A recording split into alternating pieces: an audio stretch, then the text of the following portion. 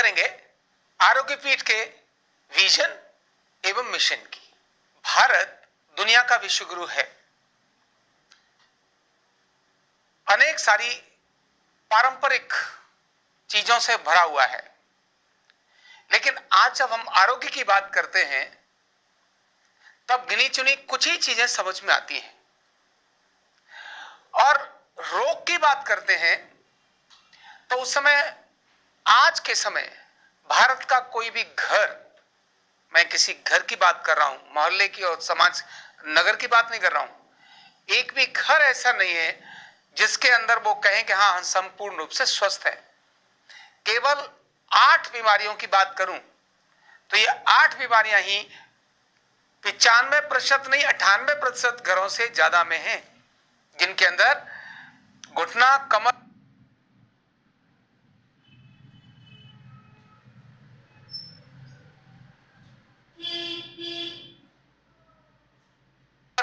गर्दन दर्द, gas, acidity, migraine, sugar, blood pressure,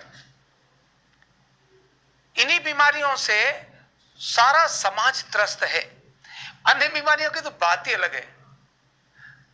हर घर जब बीमारियों से त्रस्त हो, और जिस देश के बारे में दुनिया के अंदर यह कल्पना हो कि यह विश्व गुरु रहा है और भारत ने स्वयं दुनिया को 0 दिया हो, दशमलव दिया हो, पाई दी हो, 7 स्वर दिए हो, ज्ञान और विज्ञान की भरी परंपराएं दुनिया को जिस देश ने दी हो, उस देश की आरोग्य के मामले में ऐसी हालत, खाना पीना कैसा होना चाहिए, ऋतुचर्या, दिनचर्या कैसी होनी चाहिए, जो चीज दुनिया को इस भारत ने दी है, आज वह भारत इतना रोगों से त्रस्त क्यों है?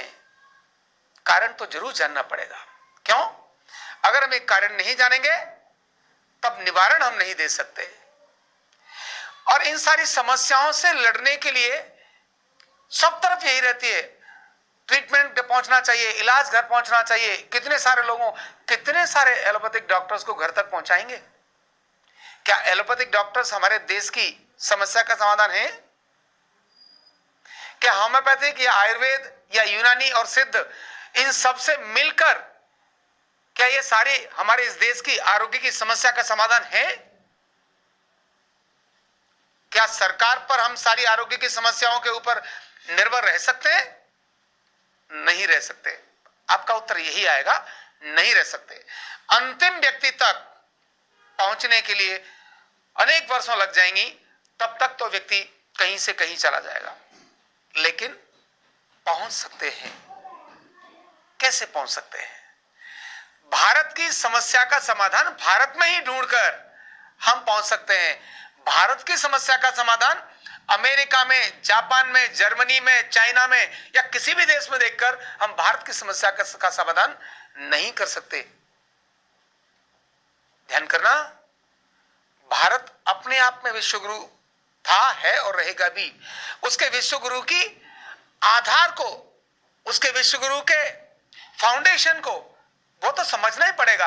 अगर हमने उसको नहीं समझा और हम चल पड़े, चलो भाई हम ऐसा मॉडल दूसरों का अपनाएंगे, कैसे चलेगा काम? तो जो बात मैं कहने वाला हूं, अगर हमें अपने भारत की स्वास्थ्य संबंधी समस्याओं को, रोजगार संबंधी समस्याओं को अगर ध्यान में करना है, तो हमें पारंपरिक चिकित्साओं पर, पारंपरिक चीजों पर अधिक फोकस करना पड़ेगा। और क्यों करना पड़ेगा? कि आज से 50 साल पहले, मात्र 50 साल पहले, कि आज से 100 साल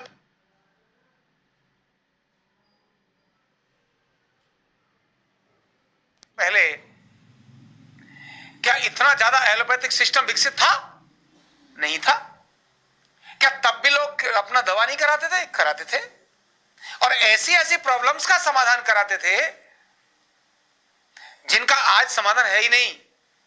तो हमें उन पारंपरिक चिकित्साओं की बात करनी होगी। मैं 2 उदाहरण देता हूं, इसके बाद मैं आपको चीजों के बारे में बताऊंगा। पारंपरिक चिकित्सक, मेरे पिताजी पारंपरिक चिकित्सक थे। उनको मंत्र चिकित्सा आती थी, और मंत्र चिकित्सा भी ऐसी, सांप, बिच्छू, दांत का दर्द, यानी सांप ने काट लिया है तो उन्हें बहुत ज्यादा देर नहीं लगती थी, बिना दवा खेत में, तो खेत में ही ऐसे अपना मंत्र से उसको अभिमंत्रित किया और ऐसे हाथ ऐसे किया तो जहर यहां तक अगर आ गया है तो यहां तक का जहर केवल इतना ही रहेगा, ऊपर नहीं जाएगा। बिच्छू ने अगर काट लिया है तो बिच्छू के काटे हुए जहर को यहां काटता है, और बिच्छू कितना जब काटता है तो बड़ा मजा आता है, वाह ऐसे आनंद आता है बिच्छू जब काटता है। जिसको काटा वो जाने। मधुमक्खी काट लेती है तो क्या हाल होता है, मधुमक्खी से 1000 गुना ज्यादा दर्द बिच्छू के काटने का होता है। इसलिए तड़फना अगर क्या है तो ये बिच्छू के काटने के साथ जुड़ता है। बिच्छू काट ले उसके जहर को उन्होंने केवल मंत्र से उसको जाड़े से ऐसे उतार दिया। दांत में दर्द वाले लोग चीखते हुए आते और मेरे सामने, वो इधर बैठते, खेत में है तो एक कोई भी पेड़ उसके उधर उधर बिठा लिया या चारपाई खड़ी कर दी, वो इधर बैठ गए, उसको उधर बिठा दिया और वही मंत्र से उसको मंत्र बोला और मंत्र में ही डायग्नोज किया कि अभी मनी मन में अपने अंदर कहा कि अगर इसको कीड़े का दर्द है तो दर्द ठीक हो जाए, और अगर किसी ने किया हुआ है कोई भी जादू टोने से या किसी अपने पितृ के कारण से है तो यह दर्द बढ़ जाए। मंत्र बोलने के बाद 3 बार तालियां बजाई, बजाते ही अगर कीड़े का दर्द था तो तुरंत कम हो जाता था, और अगर किसी का किया हुआ दर्द था तो वो चिल्लाने लगता था, अरे ऐसे चिल्लाने लगता था। फिर वो कहते थे ठीक है कोई बात नहीं अभी ठीक हो जाएगा, और अगली बार फिर मंत्र पढ़ते थे और मंत्र पढ़ने के बाद 3 बार तालियां बजाते थे। जैसे ही ताली बजाते थे उसका दर्द खत्म, और तीसरी बार फिर मंत्र पढ़ते थे और कहते थे ये दर्द अब मैं तुम्हारी इस दांत का 96 ईयर्स के लिए, 96 साल, उम्र भी नहीं होती इतनी, 96 साल के लिए वो दांत के दर्द को कीलते थे, अभिमंत्रित करते थे। और मजेदार ये थी कि वो दांत टूट जाता था, फट जाता था, लेकिन उसमें दर्द नहीं होता था। तो सांप का, बिच्छू का दांत का दर्द, फोड़ा निकल आया, कोई बच्चा उसको कुछ गड़बड़ होगी उसको ठीक कर दिया, पशुओं को अगर कुछ हो गया तो ठीक कर दिया, और इवन कुत्ता अगर कुत्ते ने काट लिया तो उसका भी इलाज। और कुत्ते का एक उदाहरण और मैं आपको देता हूं कि मेरे गांव के अंदर ही एक साधु बाहर कुटिया बनाकर रहते थे, जहां हमारा नहर है उसके पास में, अनेक वर्षों से साधना करते थे, वहां रहते थे। एक बार उनको कुत्ते ने काट लिया और उन्होंने किसी को बताया नहीं। साल भर होने के बाद उनको जहर आ गया, वो जब भौंकने लगे तो वो साधु थे, लोगों को बोलते थे अरे बचो बचो मेरे पास मत आना, मुझे कुत्ते ने काट लिया था और मेरे को जहर आ गया है और अब तुम उससे दूर रहो। और जब ज्यादा जहर चढ़ गया तो वो कहने लगे मुझे तुम बांध लो, पानी देखकर वो भागते थे, बोले मुझे बांध लो, मुझे पेड़ से बांध दो, नहीं तो मैं तुम में से किसी को काट दूंगा। इतनी समझ रखने वाला व्यक्ति, जहर इतना ज्यादा आ चुका था उनके ऊपर कि भाव भाव भाव की आवाज भी करते थे। मेरे पिताजी भी मंत्र जानते थे, लेकिन पिताजी को लगा कि इसको मैं नहीं कर सकता।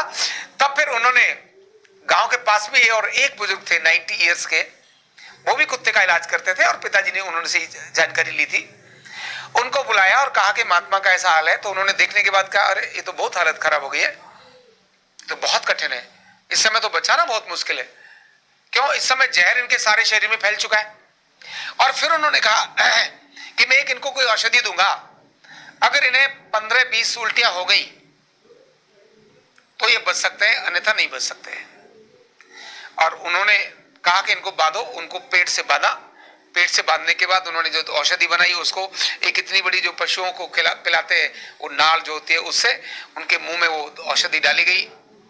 डालने के आधा पौना घंटे के बाद उनको उल्टियां शुरू हुई, 40-50 उल्टियां हुई। सोचो 40-50 उल्टियां, इतना सब कुछ निकला कि अंदर तो पानी इतना नहीं होता, ऐसा लग रहा था 15-20 लीटर चीजें उनके से अंदर से निकल गई, सब तरफ गीला गीला गीला गीला ऐसा हो गया। और उनको कहा कि अब जब बेहोश होने लगे तो उनका इनको खोल दो, खोलकर उनको नीचे लिटा दिया, एकदम बेहोशी की अवस्था में वो संत। और उन्होंने कहा कि अभी शाम तक कुछ नहीं करना। ये 10-11 बजे की बात थी, शाम तक कुछ नहीं किया और उनको नीम के पत्तों के अंदर, वही नीम के पत्ते उनके ऊपर डाल दिए। शाम को फिर उन्होंने एक औषधि बनाई और उसके जो साधु थे उनके मुंह के अंदर उसको डाला। डालने के बाद फिर कहा कि नीम के पत्तों में डाल दो। और मजेदार ये हुई, रात भर साधु वही वैसे ही पड़े रहे, अचेत अवस्था में पड़े रहे। महीना लगभग अक्टूबर नवंबर का था, तो उस समय बहुत ज्यादा सर्दी भी नहीं थी, लेकिन वही पड़े हुए थे। अगले दिन साधु को चेतना आई और साधु 4 से 5 दिन के अंदर एकदम नॉर्मल हो गए और फिर से अपनी उस साधना की तपस्या दिनचर्या में लग गए। क्या यह संभव है कि बिच्छू अपने कुत्ते के काटने वाला व्यक्ति इस एक्सट्रीम पर आ जाए और उसको बचा दिया जाए? मेरे सामने बचाया। क्या यह संभव है कि सांप ने यहां पर काट लिया और जहर बंद यहां लगा दिया, 2 दिन हो गए, 4 दिन हो गए, ब्लड सर्कुलेशन तो हो रहा है, कुछ बाना तो नहीं, लेकिन जहर यहां का यहां है, इधर नहीं जा रहा है, और फिर अगले मंत्रों के द्वारा उस जहर को बाहर निकाल दिया? यह केवल पारंपरिक चिकित्साओं से ही संभव है। यह मैं अपने घर की बात कर रहा हूं, मेरे आंखों से देखी हुई बात कर रहा हूं। भारत ऐसे अनेक पारंपरिक चिकित्सा करने वाले लोगों से भरा पड़ा है। आज भी जोड़ को ठीक करने की जितनी ताकत हमारे पारंपरिक चिकित्सा करने वालों में है, मैं जानता हूं। मैं नासिक के पास हड्डी जोड़ने की एक जबरदस्त कला है उनके पास। वो कुछ बांधते हैं और जो 6 हफ्ते लगते हैं, 12 हफ्ते लगते हैं ठीक होने में, मात्र 20-21 दिन के अंदर हड्डी नॉर्मल हो जाती है। क्या ये संभव है, टूटी हुई हड्डी को जोड़ना? ये भारतीय पारंपरिक चिकित्सा ज्ञान विज्ञान की बात है।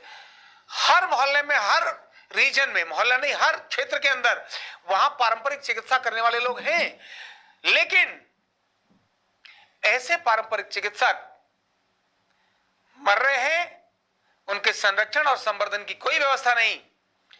मैं खुद जिसके घर के अंदर इतने बड़े चिकित्सक थे, मैं इलेक्ट्रॉनिक्स का इंजीनियर बना, मैंने अपनी इलेक्ट्रॉनिक्स की पढ़ाई की। मेरे बड़े भाई कहते थे तुमको तो रिमोट वाला बनना है।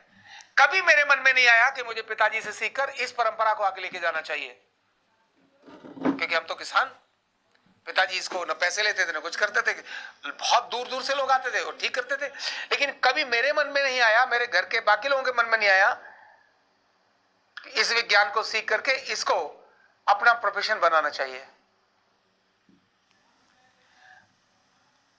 पिताजी की मृत्यु हो गई और मैं इलेक्ट्रॉनिक्स का एक इंजीनियर बन गया। जब मैं इस लाइन में आया और न्यूरोथेरेपी का काम करना शुरू किया, तब मैंने जब रोगियों को देखा और मैंने कुत्ता, सांप और इस प्रकार के और ये जो अनेक अनेक रोग वाले देखे, और मैं देखा, मैंने अरे ये तो बहुत ज्यादा ठीक हो जाता था। कॉलर बोन को सेट करना तो मिनट की बात, हमारे गांव के अंदर दाई कॉलर बोन तो 1 मिनट में सेट करती थी। नॉर्मल डिलीवरी की व्यवस्था गांव के अंदर अपने आप थी। आज तो डिलीवरी के कारण ही बच्चे मंदबुद्धि होते हैं, क्योंकि बच्चा रोता नहीं, नर्स लटकाती नहीं और नाड़ काट देती है, बच्चा मंदबुद्धि हो जाता है। वह जो पारंपरिक चीजें थी, मैं इंजीनियर बन गया, मैंने वो नहीं सीखी। पिताजी चले गए, उनके पास वो ज्ञान विज्ञान का भंडार था, चला गया। आज जब मैंने इस विज्ञान पर काम करना शुरू किया, न्यूरोथेरेपी पर, तब मेरे मन के अंदर एक कसक जागी कि तूने पिताजी के विज्ञान को क्यों नहीं सीखा, क्यों नहीं सीखा? हजारों लोगों को मैंने ठीक किया, और मैं एजुकेशन के कारण नहीं, इस विज्ञान के कारण से राष्ट्रपति भवन में चिकित्सक बना। लेकिन ध्यान में आया कितनी सारी समस्याओं के कारण मुझे वहां तक जाना पड़ा। कितने लोगों ने मुझे धक्का मारा, पीछे खींचा, चल हट, तू क्या है, कुछ नहीं है, कहां है तेरे पास सर्टिफिकेट? और जब देखा कि मैंने जहां मेरा क्लिनिक बनाया, उसके आसपास बड़े बड़े 13-14 हॉस्पिटल्स, लेकिन फिर भी सारा मोहल्ला रोगी, फिर भी रोगियों की भरमार। कहां है समाधान, कहां है समाधान? तब मन को झकझोरा, अब तूने कुछ करना चाहिए, तूने कुछ करना चाहिए। जिंदगी जीना है केवल घर परिवार के लिए नहीं, एक समाज और देश कुछ मांग रहा है। तेरे पिताजी इतने बड़े ज्ञान विज्ञान के धनी चले गए, तूने क्यों नहीं सीखा? वह कुत्ता ठीक करने वाला व्यक्ति, उसके ज्ञान विज्ञान को सीखने वाला, जब मैंने जाके पूछा कि क्या उनको किसी ने सीखा, किसी ने नहीं सीखा। तब मन में आया, अरे ये मेरे पिताजी का विषय नहीं है। ऐसे अनेक लोग जो इस देश के अंदर ज्ञान विज्ञान के भंडार हैं, वो अपने साथ लेकर मर के चले जाते हैं। उनके विज्ञान को कोई भी आगे लेके जाने वाला नहीं, और देश रोगी। और ये जो जानकार हैं वो खत्म हो रहे हैं। ये जो इतनी बड़ी खाई, इतनी बड़ी गैप है, हम केवल हॉस्पिटल को देखते हैं, केवल कुछ वैद्यों को देखते हैं, पारंपरिक चिकित्सकों की तरफ हमारा ध्यान नहीं रहता। ये जो बड़ी खाई है, इसको पाटने की आवश्यकता है, और ये पाटने के लिए ही एक अभियान जिसका नाम रखा आरोग्य पीठ। और आरोग्य पीठ क्यों नाम रखा? क्योंकि जब बीमारी आती है किसी को भी, चाहे शुगर हो, चाहे ब्लड प्रेशर हो, चाहे अस्थमा हो, arthritis, constipation, gas, acidity, migraine, depression, इनका संबंध केवल शरीर से नहीं है, इनका संबंध मन से है। और आज सारे हॉस्पिटल्स में सब तरफ जाके देखें, वहां देखने के बाद हॉस्पिटल्स के अंदर एक ही चीज लगती है, और वो क्या लगता है? केवल दवाइयां, केवल ऑपरेशन। अरे बीमारी तो आ रही है मन से, टेंशन से, तनाव से, चिंता से, क्रोध से, ईर्ष्या से। दवाई क्या करेगी उसका? तभी सारे जिंदगी दवाई खाना, और दवाइयों के साइड इफेक्ट से होने वाले और बीमारियों के लिए दवाई खाना। प्रिवेंशन पर कोई काम नहीं। क्यों? रोग का कारण तो दिमाग है, मन है, समाधान यहां कैसे हो सकता है? तब आरोग्य पीठ ने अपना एक विजन और मिशन निश्चित किया, और विजन और मिशन निश्चित किया, और विजन रखा, सर्वे भवन्तु सुखिनः सर्वे सन्तु निरामयः। भारत का यही कल्चर, भारत की यही संस्कृति, सभी सुखी और सभी निरोगी रहने चाहिए। एक व्यक्ति नहीं, एक परिवार नहीं, केवल एक जाति नहीं, केवल एक संप्रदाय नहीं, सभी, संपूर्ण मानव जाति, और केवल भारत नहीं, सारी दुनिया।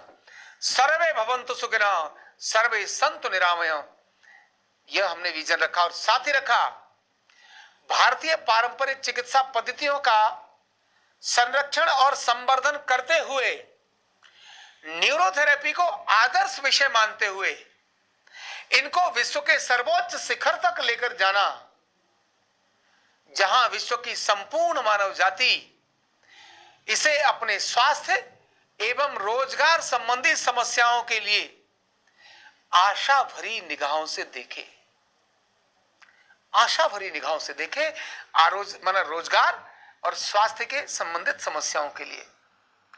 और तब आरोग्य पीठ ने एक आदर्श विषय बनाया, और वो है न्यूरोथेरेपी। और क्या चीजें जिनकी कमी हमने महसूस की, जिसको इस विजन और मिशन में जोड़ा, क्यों सीखे व्यक्ति, क्यों बालक पैदा होने के बाद मां सोचे मेरे बच्चे को तो न्यूरोथेरेपिस्ट बनना है?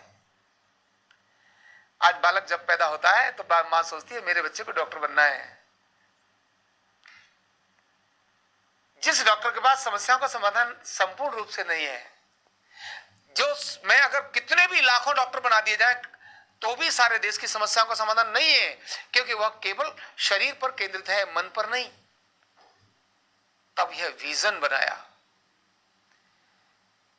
कि पारंपरिक चिकित्सा पद्धतियों का संरक्षण और संवर्धन करते हुए, न्यूरोथेरेपी को आदर्श विषय मानते हुए, इनको विश्व के सर्वोच्च शिखर तक लेके जाना, जहां संपूर्ण मानव जाति इन्हें अपने रोजगार और स्वास्थ्य संबंधी समस्याओं के लिए आशा भरी निगाहों से देखे। इनमें वो सारी दम है, ताकत है। न्यूरोथेरेपी अपने आप में एक ताकत है। उसी के ताकत के आधार पर दुनिया की एक अलग चीजें खड़ी की, और यही मिशन बनाया कि आखिर मिशन एक निश्चित जिसको छू सकते हैं, तो अनेक आरोग्य पीठ स्थापित करना, जहां शरीर, मन और आत्मा के संपूर्ण आरोग्य की व्यवस्था हो। केवल शरीर की नहीं, केवल मन की नहीं, क्योंकि रोग शरीर से भी आता है, मन से भी आता है, और आत्मा से भी आता है। कहते हैं ना, इसकी तो आत्मा गवारा नहीं दे रही थी, फिर भी इसने ये काम कर दिया। और तभी आत्मग्लानि आती है, तभी आत्मग्लानि आती है।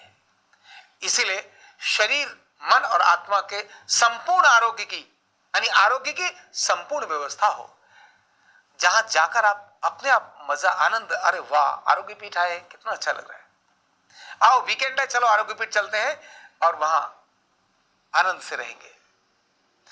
जहां एंटर करने के बाद आपके मस्तिष्क से चिंता और तनाव खत्म हो जाए, ऐसे आरोग्य केंद्र। और साथ ही दूसरा रखा, संपूर्ण विश्व के अंदर एक परिवार में एक व्यक्ति, कम से कम एक व्यक्ति न्यूरोथेरेपी जानने वाला अवश्य होना चाहिए। यह केवल भारत की बात नहीं कर रहा हूं, संपूर्ण दुनिया की बात कर रहा हूं। क्यों? आज हमारे पास सारी दुनिया से टेलीफोन आते हैं, सीखने के लिए आते हैं, ट्रीटमेंट के लिए आते हैं, और दुनिया से लोग हमारे पास आते हैं। और न्यूरोथेरेपी यह पारंपरिक चिकित्सा पद्धति इतनी गजब है, जिसमें न दवा है, न किसी प्रकार की मशीन है, न कोई साइड इफेक्ट है। और जहां पर भी थेरेपिस्ट है, वहीं पर वो सॉल्यूशन दे सकता है, चाहे वो जहाज हो, चाहे पानी का जहाज हो, चाहे पहाड़ हो। मैंने -14 डिग्री 14 डिग्री टेम्परेचर में भी ट्रीटमेंट दिया है, -14 डिग्री टेम्परेचर में। मेट्रो में भी दिया है, कार में भी ट्रीटमेंट दिया है, और जहाज में भी ट्रीटमेंट दिया है, हवा के अंदर भी ट्रीटमेंट दिया है, और तुरंत रिजल्ट पाया है। ऐसा विज्ञान, बहुत गजब का विज्ञान है।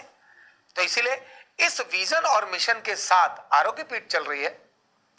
आरोग्य पीठ अपने देश की समस्या का समाधान पारंपरिक चिकित्साओं के अंदर ही मानती है, लेकिन उन पर रिसर्च होना चाहिए और उनका संरक्षण होना चाहिए। और अंतिम बात बोलकर कि कब होगा, कब व्यक्ति कहेगा कि आजीविका का और रोजगार का कारण बन सकता है, तो दो चीजों को मैंने यहां देखा जिसकी मुझे कमी नजर आई, और वो नजर आई, एक है पारंपरिक चिकित्साओं के अंदर ग्लैमर नहीं है, ग्लैमर नहीं है। और नंबर 2, पैसा नहीं है। क्यों? पारंपरिक चिकित्सक पैसा नहीं लेते थे, मेरे पिताजी पैसा नहीं लेते थे, क्योंकि वो खेत में अभी मिट्टी में हाथ है और कुछ भी शकरकंद या कुछ और निकाल कर, मूंगफली या कुछ निकाल कर आए, या फसल काट कर आए, तो उसी समय वहीं कोई आया, उसको वहीं इलाज कर दिया और कह दिया जा 1.25 रुपए का प्रसाद बांट दियो। तो मुझे रोजगार नजर ही नहीं आया, इलेक्ट्रॉनिक्स में नजर आया तो मैं छोड़कर इधर आ गया। तो रोजगार संबंधी जब तक व्यवस्थाएं नहीं जुड़ेंगी, जो जो चीज रोजगार के साथ जुड़ी, क्योंकि आज भोगवादी दिशा में हम जा रहे हैं, जिधर बढ़ चुके हैं। आज हर बच्चा पैदा होते समय मां और बाप उसके बारे में सोचते हैं, मेरा बच्चा क्या बनेगा। बनेगा मतलब पैसा। जहां इस प्रकार की सोच हो, उस समय व्यक्ति उसी तरह का काम करेगा। तभी किसान का बच्चा खेती करने के मन में नहीं है, कुम्हार का बच्चा बर्तन बनाने के मन में नहीं है, लोहार का बच्चा लोहे का काम करने के मन में नहीं है। जो उसकी पारंपरिक चीजें थी वो छोड़कर नौकरी करेगा, चीजें बेच देगा, लेकिन नौकरी करने के लिए तैयार हो जाएगा थोड़े पैसे में। क्यों? ग्लैमर नजर नहीं आया। तो हमें ग्लैमर और पैसा, ये दोनों चीजें इसके अंदर आए, रोजगार भी चलाए, लेकिन हां, इन पारंपरिक चिकित्साओं से एक सीखा हुआ व्यक्ति, क्योंकि भारतीय है, कल्चर से उत्पन्न हुई ये विज्ञान है, इसके अंदर वो लुटेरा नहीं बन सकता। लाश को अंदर हॉस्पिटल में रखने के बाद भी पैसा कमाऊंगा, ये मानसिकता नहीं आ सकती। भारतीय संस्कृति से उगता हुआ विज्ञान कभी भी लुटेरा नहीं बनाता। हां, अपना घर परिवार चलाने के लिए करेगा, कमाएगा, अच्छा कमाएगा, लूटेगा नहीं। गरीब को भी तू अपना घर बेचकर मुझे इलाज करा के लेके पैसा दे दे, ये नहीं बोलेगा। क्यों? संस्कृति की पारंपरिक चिकित्साओं के अंदर इनबिल्ट यह व्यवस्था है, उनका सोच ही यही है, सर्वे भवन्तु सुखिनः सर्वे सन्तु निरामयः, यही सोच है। ऐसा व्यक्ति कैसे लुटेरा बन सकता है? नहीं बन सकता। इसीलिए आरोग्य पीठ एक आदर्श केंद्र का स्थान का निर्माण हमने किया है, एक आदर्श केंद्र, उस केंद्र के हिसाब से बाकी सारे केंद्र भी उसी प्रकार के चले। तो यह अपना विजन और मिशन के अंतर्गत आरोग्य पीठ एक निश्चित समय के अंदर अपनी काम को सफलतापूर्वक करती हुई ले जा रही है। तो आज की बात यही। बहुत बहुत धन्यवाद।